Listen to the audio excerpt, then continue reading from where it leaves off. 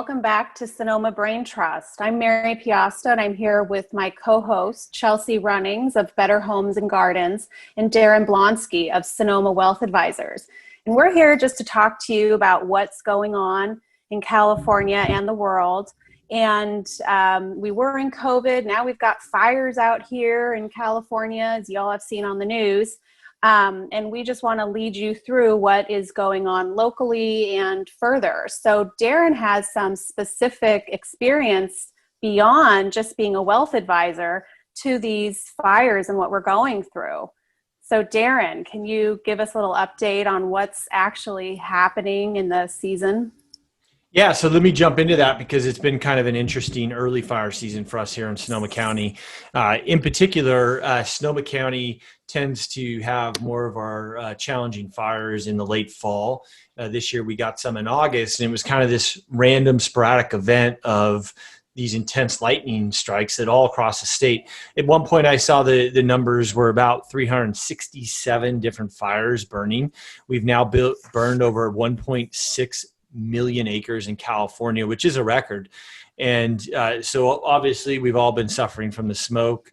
Unfortunately, many people have lost their homes. The fire up in the Russian River, Healdsburg area continues to burn.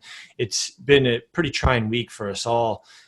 So a couple just things I thought I'd bring up today. Chelsie, can you give me the ability to share the screen? And I'm just going to share with the Sonoma residents here the new release of the evacuation map and kind of talk for a minute about why that's important. Now, we've got two great chiefs here in the Valley. Chief Mullis and Chief Steve Akers are real passionate about what they do and how they help the community. And so we're really fortunate. I can tell you from a firsthand experience, if it wasn't for Chief Mullis and Chief Akers in 2017, when we had the fires in the Valley, many of the Valley residents would have lost their homes. They did an exceptional job of really helping to protect the Valley from those fires, given we had very limited resources. For the first 3 days, we had no air resources, and fires very difficult to fight when you don't have air resources. We did eventually get some, and that helped out a lot.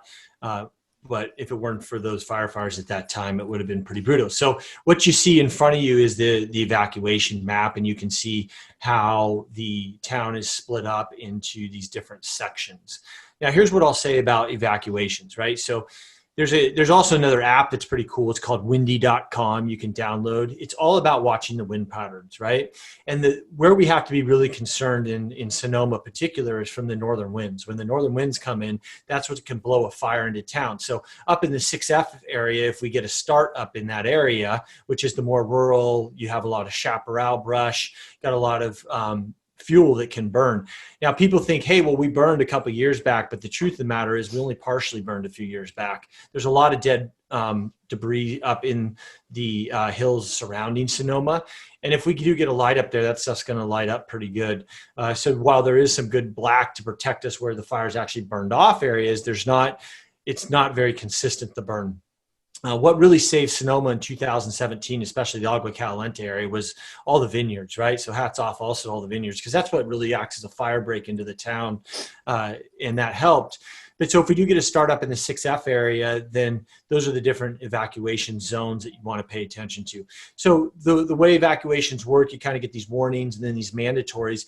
If you're someone who's going to take a little more time to evacuate, whether you've got some health challenges or you've got some animals that you need to get out of there, it's better to start that much earlier and go on the side of caution when it comes to evacuation. And don't wait for the authorities to come and say, hey, get out. However, as we all know, in 2017, we've all heard many stories of people who basically woke up in the middle of the night to raging fire at their doorstep and ran. I personally know many Valley residents who experienced that in 2017. So it's always important to be cautious. We do have on my SonomaWealthAdvisors.com blog, we did put together a post a few months back on how to be prepared for fire season. That's something to check out if you're interested. I'll get that to Chelsie and we'll drop it in the links for this show. Before I go any further too, I just want a little shout out. If you don't mind liking us on YouTube, that's really helpful for page rankings and for getting the word out about what we're doing. So I really just wanted to share the evacuation map with everyone out there. And get them aware that, here's what area you're in. If your area gets evacuated, this is what your area is technically called. It's just important to heed those warnings. Well, and I think it's great, Daren, because there's a lot more awareness now than in 2017, right? So we've got people like you who are publishing things. We have Julie Atwood from the Halter Project, who's published resources, and also with respect to moving large animals.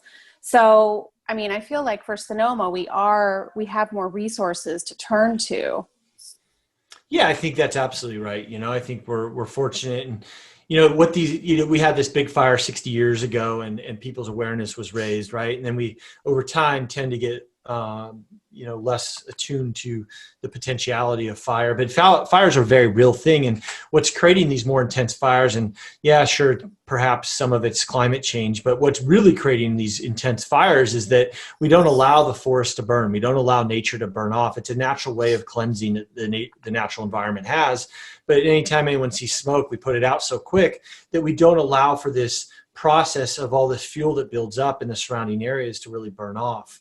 And it's too bad that we can't really find a way to allow that to, in a very controlled way, burn off, because it's really, really important to, protecting not only the environment, but also protecting all our homes and people of the valley.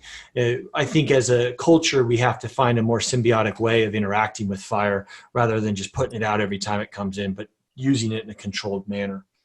Well, and it's great that our leaders here in California are reaching out to other countries for modeling. So countries like like Australia, right, where they're looking at the ways that they've used to control fire and get things under, more manageable. So at least we've got some things going in the right direction. But just go ahead and rake your forests, right? Yeah. Rake those forests. Rake those leaves, guys. Right? I'm like everyone has their moment where they're like, is this guy for real? But yeah, like the raking forest thing is just crazy. That's never going to happen unless you're going to let controlled burning happen. That's the only way the forests are going to get cleaned up, is through controlled burning. It's just too expensive. So unless we're willing to deal with that, we're going to be dealing with these big fires for years to come. Well, it's just another political, just another political thing. It's a back and forth of who's right and who's wrong. That's what I feel like literally everything that comes down to our well-being and safety as American citizens comes down to which party you think is right or wrong, because for some reason they can't put that aside and just do what's best. So until they can come to an agreement on what's best for fire management and forest management, we're going to keep having these wildfires, I think. Well, there were a lot of new laws implemented last year to help with the fire prevention, and I'll go through that later. And there's another one that's on the books that's going to be voted on, hopefully, that kind of went dead this past session. So there are some things where both parties are coming in California together and like moving things forward to help our state, which I think is really positive.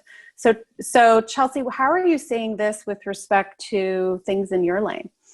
Well, I actually wanted to cover a couple things in the community and nonprofit needs, because I was on a Zoom call with Karen Demarest earlier this week of Sonoma County. It's Community Foundation of Sonoma County. And she gave us an overview of what our community, Sonoma County as a whole, and our nonprofit communities are facing right now.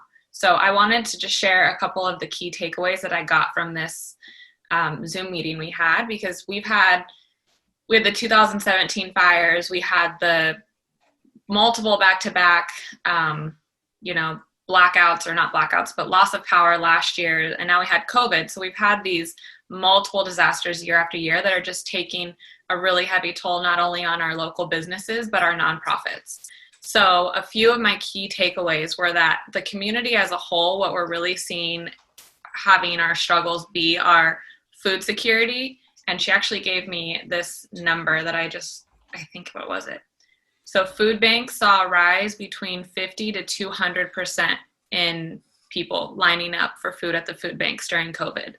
Another thing is financial assistance for like housing and just everyday costs, help for small businesses, mental health needs, and then all of these things go into the impact on nonprofits. So what nonprofits are seeing is they're seeing an increase in requests for services, but at the same time, they're also experiencing a reduced capacity. So maybe they don't have their space any longer, or they've had to lay off staff, so they're not able to meet the needs of their community.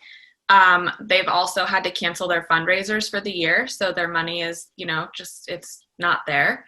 And they've had a shift in operations. So people are having to step up and do new roles and figure out how to really make the business or the nonprofits run. And they're just, as well as small businesses, they're facing ongoing uncertainty. So the community needs, the way the community is being impacted by COVID is translating to what's happening to our nonprofits. And the numbers that she also shared were just crazy to me. 36,000 people filed for unemployment in April in Sonoma County. And as of Tuesday, when we had our Zoom meeting, there was still 30,000 people in Sonoma County collecting unemployment. So we're like, 6 months into this, and we've only seen a decline of 6,000 unemployment cases, if that's what you want to call it. And then also, I think you guys can relate to this because you have kids at home and stuff.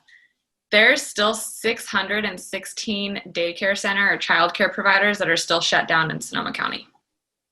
So just those numbers, they blew my mind. I don't know if they're blowing your guys' mind like they blew my mind, but the impact that COVID has had on our community and on our nonprofits as a whole, it's just mind-blowing to me.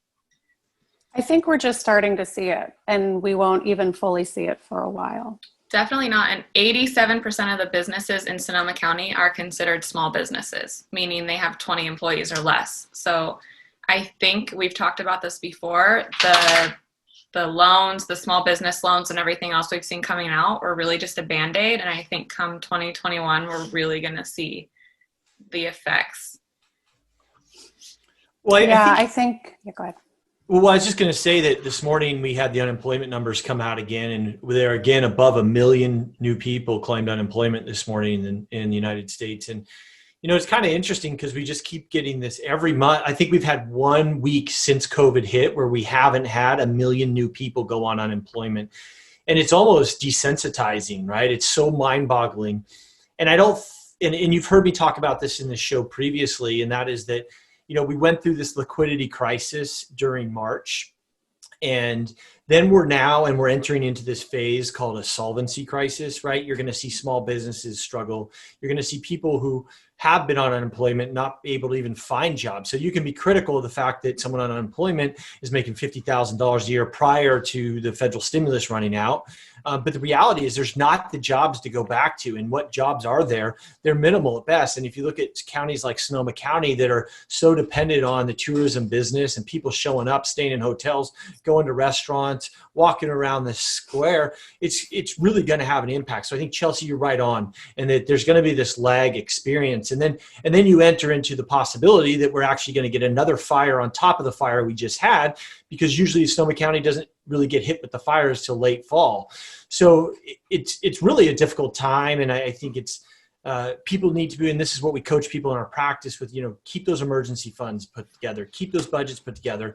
And the good news is when you look at the research, people are actually saving more than they ever have in the United States, which is actually bad news for the consumer or for the overall economy because the consumer is saving, but it's a good thing for each of our households individually. How is the economy doing, Daren? Well, so the economy and the market are bifurcated, right? So we have to go always back to that. Like, how do we separate those two? Because in our minds as investors, we all most often are connecting those two. And what we're seeing, I'm going to take the screen share again here for a sec, Chelsie, and just take a look at one of the S&P 500, because I think this is really interesting to look at. So what you've got here is candlesticks. So candlesticks represent a period of time in the market. So they represent price action during a duration. I have this on the daily chart right now. So you can see this red candlestick here. This means that price was up here at some point during the session today and is down here currently where that red line is. And you can see this is what's called a melt up. And so if we step back and look at historically, you can see that the all-time high that we actually tapped into last week, and you can see it right there. We hit that, we found resistance there, and then we broke above that. And then since this week, we've seen this really run in the markets. This is called a melt up. And the reason that's happened is because a lot of people were betting against the market right in this area. They were shorting the markets. And it's also important to note that the volume's extremely low. See that little red candle down there? Comparatively, each one of these bars represents the volume. So it's really low volume, meaning if you've got 100 people out there who are trading in the markets, there's only really 5 of them that are transacting in the market right now. 95 of them are hanging out in the Cayman Islands and Barbados and not trading in the market. So a lot of pro traders, we don't really get into the markets too heavily in August. We stay away from them because the signals are not correct. So come after Labor Day, it's very likely we get a whole different market look when volume historically will pick back up. Hard to say though with the Fed. I mean, the Fed is just basically creating this metaphorical fog over the entire market. And they're creating this metaphorical fog over the entire economy. And the reality is people tend to feel good when their 401ks look good and care less about the overall economy. And that's what you've got going on economically. You've got a lot of really difficult situations. If you check out our market update we'll put out tomorrow, you check out our daily updates we put out often, or on other YouTube channel, you can see more about kind of what we're talking about in the market and what's happening. And Chelsie, what are you seeing with the real estate market right now? So it's kind of odd to me to go from talking about our community needs and how the members of our community and nonprofits are struggling so much, and then get into real estate and come on and tell you guys that in July, Sonoma County saw the most closed transactions since 2005. Wow. And California as a whole saw the most closed transactions in July ever on record. So I don't know. It's so weird to say our community is struggling so hard and then also see these numbers, but real estate, it's still been moving. We did see the most closed transactions in July, and currently we're sitting at, in Sonoma Valley, 98 pieces of homes or pieces of land or residential real estate, whatever you want to call it. There's 98 properties available for sale right now. 27 are under contract and 20 have sold in the last week. So every week I get on here and I tell you guys how many active listings we have, and that number is going down and down and down. I am sure that those numbers have gone down again in the last week because of the fires. You know, fires, people are leaving, people are scared. The last thing they're thinking about is putting their house up on the market right now when there may be an evacuation coming for them. One thing to keep in mind though is that we've seen prices continuously raise during COVID because of those low interest rates that the buyers are taking advantage of, and so they're out there with higher demand. Rent prices and home prices, they show accelerated growth after fire season in Sonoma County, particularly because we've had such a massive loss of homes. So I would not be surprised if we do continue to see home prices rising. But Marion, you could probably talk on this a little bit in terms of not evacuations, but evictions and stuff. Within 3 months of the Tubbs fire and the Camp Fire, which was the Paradise Fire, delinquency rates on mortgages surpassed 70% within the first 3 months of the fires. So we're already facing a delinquency issue in mortgages with COVID-related unemployment. And now we're going to add on these wildfires and the loss of homes. And I just think we actually are going to see these delinquency rates and forbearances and just all of the things that associate with mortgage forbearances and foreclosures skyrocket in the next few months. By the end of the year, I think we're going to see a lot different numbers. Well, and that kind of dives into one of the things I want to talk about, which are the current state legislative efforts. And there's one with respect to a statewide rent relief, and that one would allow people to have rent relief for a certain amount of time, but it also would allow landlords to have mortgage forbearance. It's AB 1436, and of all the mortgage rent relief type legislation introduced last year, it's the only one that's kind of making its way through. So it's something to keep our eyes on, exactly for the reason, Chelsie, you're mentioning here. The eviction ban absolutely is something that people are watching, because here in California, September 1st, which is right around the corner, is when the Judicial Council, the body that put the overall hammer down for evictions, precluding them in both commercial and residential processes, So that is lifted September 1st. The governor said that counties individually could extend the bans through and until the 30th. And as of now, San Jose is one area that has taken a step to do that. Other jurisdictions are kind of slow to do it, but from the press, it seems to be an intentional move to push the state to actually do something. So I think in the next few days, in the next week, we're going to have some movement on, well, either we're going to see the courts being flooded with evictions, or we're going to see some legislative efforts either in Sacramento or locally to further protect people. Here in Sonoma, we've got people advocating for a further ban locally. There's a piece written in the Sonoma Sun about that. So it's all a very fluid time right now. There are also some other wildfire laws that were passed last year that are of note. And there's a former state legislator who's a lawyer, and she puts out a briefing on it. Her name's Noreen Evans, and y'all can go to her website and check that out too. But, those efforts have to deal with power shutoffs. So I think we're seeing that things now are working a lot more fluidly because of actions that were put in effect last year like that. There's also— Hey, Mary, let me jump in there real quick Mm-hmm. on that piece, because I did talk with someone who's fairly involved in the infrastructure and PG&E about that in the power shutoffs a couple of weeks back. And I was asking him just, are we going to expect these continued just extreme power shutoffs? And he says it's not going to be nearly as bad. And yeah, you're going to get them in outlying areas, but he said, when we first shut off the powers because of the mandated laws last year, we just didn't have the infrastructure in place to be very selective about it. So we just had to knock everything off. They put that infrastructure for a large part in now. So he said, I'm not expecting it to be nearly as broad-based as it was in recent years. Well, and that's great. So that means that whether they started doing it themselves or because of, let's see, Senate Bill 167, because of that, which is actually putting more responsibility on PG&E to make it easier for Californians. And I think that's so important right now. I mean, we're facing fires, we have COVID. I mean, there's so many things going on. And the last thing people need are, especially the elders in our community, is to not be able to have their refrigerators running, Right. It's really important. So there's a lot going on legally, and what we're seeing is that these laws actually are really impacting the local residents here.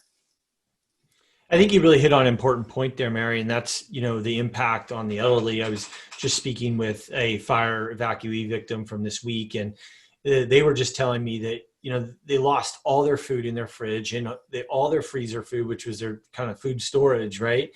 And those things really impact people in a very real way, and it creates chaos. And if you're physically challenged, it's pretty difficult. So I don't think we should underestimate the importance of keeping the power on for populations that are at risk. Yeah, absolutely. That was one thing I forgot to touch on when I was talking about community needs. When the Community Foundation for Sonoma County Nonprofits was doing their research for COVID, one of their takeaways also was people experiencing homelessness and seniors that are especially vulnerable to the food shortage. And another huge thing is the lack of being able to have somebody come in and help them. So to lose the food that they might have in their fridge would be just devastating for them because they're not getting that routine help that they might have once gotten. Well, and then the other side of that that's really sad, and I see a lot of, is when people do have folks who come into their home and they're more susceptible to elder abuse, both financial and physical. And so they have folks who've, lost homes, who are distant friends now coming and moving in with them to take care of them. There's all sorts of things going on, but our community does have some great resources to help correct that wrong once it's identified. So I think we all need to talk about it and make it known and, be aware for our elderly neighbors. I thought we were seeing a light at the end of the tunnel earlier this week when Gavin Newsom came out and was giving us some updates, but I don't know how these fires and the evacuations are going to push us back. But I was excited because when he came out, he said that we had 5 counties that were being removed from the state watch list, and Napa was on that list. Who knows now? You guys, hold on. Sorry, I think my dog's about to have an accident in my room. Hold on. Oh, puppy. We'll let you take care of that one right now. Sweet puppies. It is interesting, though, to kind of pivot a little bit, Mary, on to COVID data. It does seem like there's been a reduction in cases across the board. And that's at least what I'm hearing anecdotally. And I guess I don't trust any of the data, so it's hard for me to really make that determination. But well, let's just go with that. I mean, I think the testing, right? There are questions about how much testing is available. And then as kids still, some of them go back to school in jurisdictions that are allowing that. We'll have to see what happens with spread. But hopefully we've got it under control. You know, people are definitely aware of it. Right. Yeah, I think so. And it's kind of weird. It's like, I feel like as a populace, people are just so over it now. And it's just like, yeah, I'll wear a mask, you know, like I don't even want to deal with it, but I'm going to go out. Well, one of the, I'll grab the screen share for a second here. One of the data sources I do look at, and you've seen me use this on the show previous, is just this COVID symptoms, Google Trends, right? And all this is doing is tracking how many people are searching Google on whether or not they have COVID symptoms, right? So that it goes to reason that if somebody's searching Google for COVID symptoms, they might think they have some symptoms. So you can see here that, you know, there's that first wave, second wave, and then we've pretty well died off, or we're starting to go down pretty considerably. However, regionally, you're seeing in the Midwest getting hit pretty hard. And these were some of the areas that were, let's call it dismissive of, you know, masks and that kind of thing. And that's where the cases are right now. You can kind of work through sub-regions. So if we were to look at this from a citywide, San Antonio is still a hotspot. You know, I think with the hurricanes hitting, we will probably see more cases down in Texas. I was looking at some of the pictures from Lake Charles. Man, it's got hit pretty hard yesterday. So heart goes out to those people. And it's just another 2020 year. The data, if you look at on here, I was just looking a little bit earlier. If you scan up, it was somewhere around here, but they haven't seen actual hurricane hit the U.S. continental United States in this hard since it was like 162 years. It was like 1856. But you can just see some of the pictures of the decimation that's starting to come in from that hurricane last night. I mean, it's pretty brutal. We have some friends that were right in ground central of the hit. So anyway, that's another first for 2020, baby. All we need is an earthquake now. Round it out. Don't say that. Knock on some wood. Can we go to 2021, please? Yeah, exactly. I'm ready to put the tree up and call it a year, guys. Yeah, my wife said that too. She's like, they should put a tree up now. They're selling them at Costco. So there we go. Yeah. Here's our positive spin to end this. Everybody go to Costco, get your Christmas tree now. Like, go get a Christmas tree and you could decorate it with the themes. You could put it like fall, and then you could put Halloween on it. Then you could do a Thanksgiving tree, and then you have a Christmas tree. Way to make things a little bit better than the way they are right now. Well, and it's a kid activity. I mean, you could hang dog treats on it for your dogs, right? Or for your kids. They can make ornaments. I mean, why not? Let's just do that. 2020. Just shake it up. Well, thanks everyone for tuning in with us to Sonoma Brain Trust. We appreciate you following, liking, and weighing in on what you want to hear about. And we will check in with you next week. Thanks, everybody. Have a great week. Take care and be safe.